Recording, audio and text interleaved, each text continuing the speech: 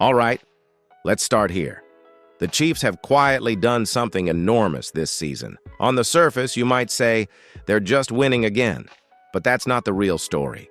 The more important thing is how they're winning. At this point in 2025, the Chiefs are converting scoring drives at a rate only seen in the Mahomes era back in 2018, the year the league first realized Patrick had become something different. That comparison alone should make you sit up. Why does that matter? Because scoring drive percentage and EPA per play aren't superficial highlights. They measure efficiency. They show that when Kansas City has the ball, more often than not, they end that possession with points. That's not luck. That's process, execution, and a quarterback who can make the plays when they matter most. And the kicker? They're doing it with a very different roster than 2018. Fewer established superstars, more young faces, and a line that's had more drama than stability.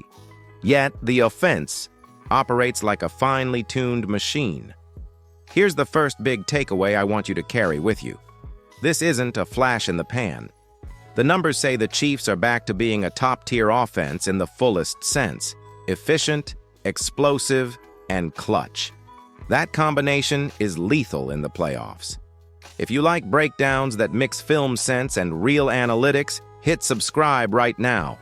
We're pushing towards 6,000 subscribers, and every new viewer helps us keep doing deep, no-nonsense Chiefs content. Also, tap the like button so more fans see this. Before we go deeper, I want to hear from you. Do you think this 2025 Chiefs team is as dangerous as the 2018 squad at their peak? Type just yes or no in the comments. I'm going to be reading replies and pinning the most interesting takes.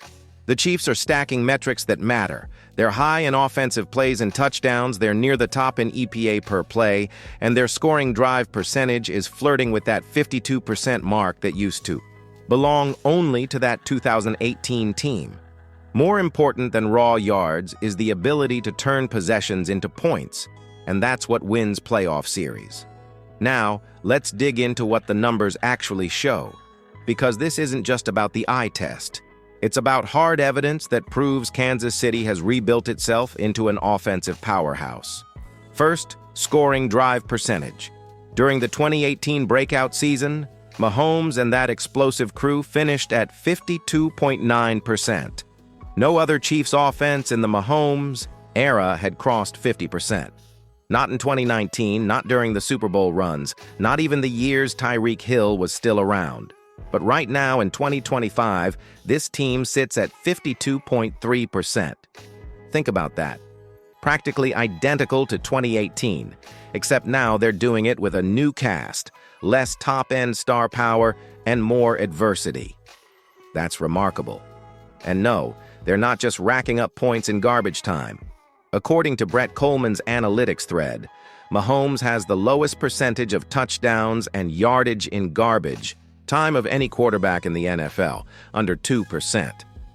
That means nearly every point this offense scores happens when the game is still real, competitive football. No stat padding, just straight-up execution under pressure. Next, let's talk EPA per play, expected points added. It measures how much each play increases your chance to score. A touchdown play might add +6. A sack or interception could drop it to 3 or 6. Over a full game or season, EPA shows how effective your offense really is, not just how many yards you gain. Right now, Kansas City ranks among the top 3 teams in total offensive EPA, sitting right behind the Cowboys and Colts. Think about that. The same Colts team everyone raves about for their hyper-efficiency, the Chiefs are right there with them. The same Cowboys offense stacked with elite playmakers, the Chiefs are neck and neck. And they've done this after starting the season slow. If you look at total offensive touchdowns versus total plays, the Chiefs sit in the upper right-hand quadrant, meaning they're one of the few teams running a high number of plays and turning those plays into touchdowns. That combination is rare. Usually, the more plays you run, the less efficient you become, because longer drives increase chances for mistakes. But somehow the Chiefs are defying that logic. They're keeping tempo high and maintaining efficiency. That's not normal. That's championship-level execution. Here's a question for you. Which stat surprised you most? Scoring drive percentage or EPA per play? Drop your answer below. And while you're down there, if you're loving these deeper Chiefs breakdowns, hit subscribe right now.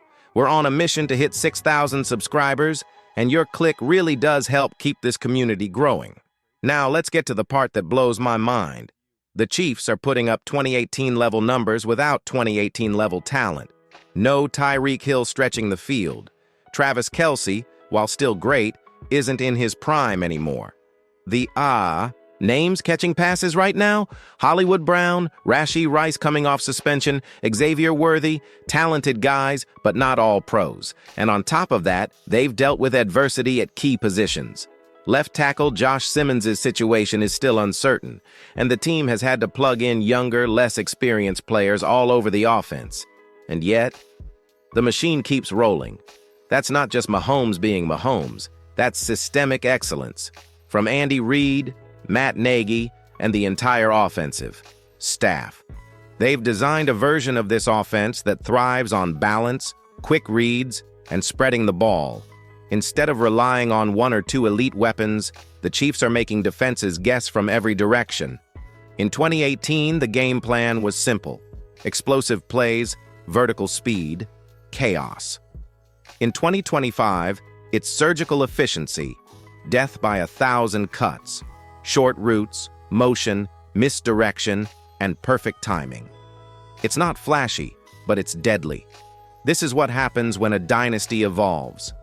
When everyone expected the Chiefs to dip after losing Hill and watching Kelce slow down, they adapted instead. They're finding production in guys like Bashard Smith, a seventh-round rookie playing beyond expectations, and veterans like Juju Smith-Schuster, who found new life in Kansas City's system. It's one of those rare transitions where the offense is getting smarter instead of older. Mahomes is no longer relying on pure improvisation or deep bombs every drive. He's more patient, taking what defenses give him, adjusting to coverages and making everyone around him better. That's what separates good quarterbacks from legends.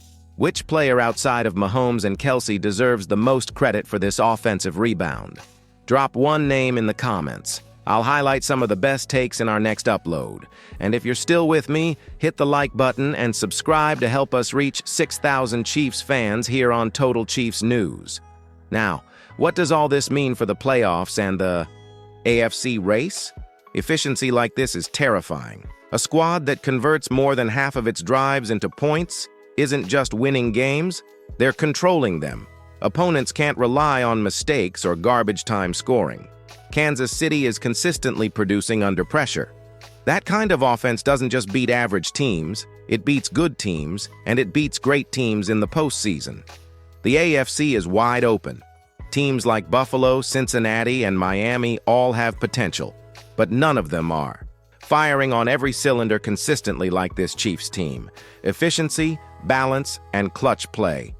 Those are playoff weapons. Mahomes thrives in tight spots, and now the supporting cast is proving they can step up when needed. That combination makes Kansas City a nightmare matchup, especially in high-stakes games. In the playoffs, games tighten, defenses load the box, and mistakes are punished. But this Chiefs offense has shown resilience in adversity. They've adapted to injuries, suspensions, and inexperienced players. If they can handle that during the regular season, imagine what they'll do with their full game plan dialed in for a postseason opponent. This isn't hypothetical. History shows that teams with efficient, well-rounded offenses consistently make deep runs. Quick engagement check. How far do these Chiefs go this season? Divisional, AFC Championship, or Super Bowl? Drop your pick in the comments. And if this analysis makes you excited for the postseason, smash that like button and subscribe to the channel so you don't miss a single deep dive. Finally, the bottom line, the Chiefs are back. Not just winning, but playing smarter, more efficient football than nearly anyone else in the league. They're achieving 2018-level offensive efficiency with a new cast, dealing with adversity, and still outperforming expectations. That combination is lethal, and it should terrify every team in the AFC. The story isn't just Mahomes, it's how this team has adapted and evolved. Young players are stepping up, veterans are filling critical roles, and the coaching staff has built a system that turns modest talent into a high-performing machine. When you combine all that with Mahomes' ability to deliver in clutch moments, you get a team that doesn't just compete. It dominates in a way that is repeatable and sustainable. Here's a fan challenge. Make a 10-second clip telling us why the Chiefs scare you this season, or which part of their offense is the most dangerous. Post it online and drop the link in the comments. The best takes might get featured in our next video. And of course, like this video if you enjoyed the breakdown, and subscribe to help us reach 6,000 subscribers. Your support allows us to keep doing these deep dives, from stats to film to strategy. Bottom line, the Chiefs aren't just back. They're a team operating at peak efficiency with a dangerous quarterback, adaptable coaching, and rising playmakers all around. This is a team the AFC should be very, very worried about.